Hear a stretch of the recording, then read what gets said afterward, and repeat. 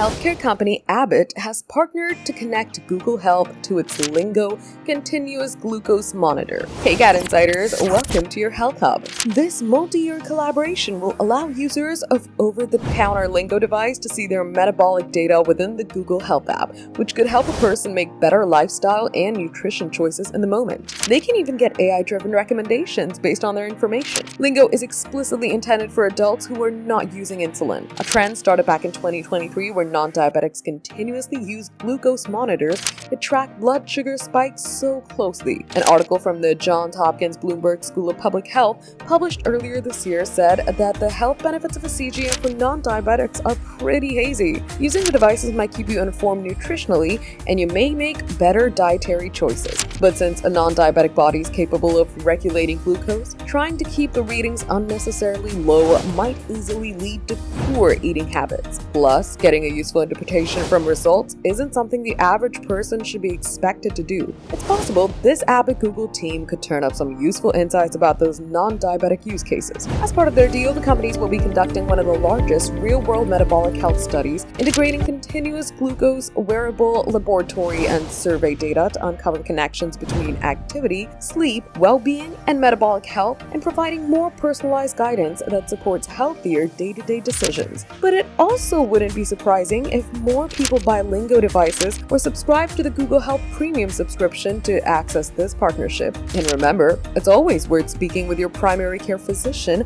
before making any changes to your health habits or diet. For more updates, subscribe to GadInsider, like and share the video, and don't forget to press the bell icon so you never miss any update.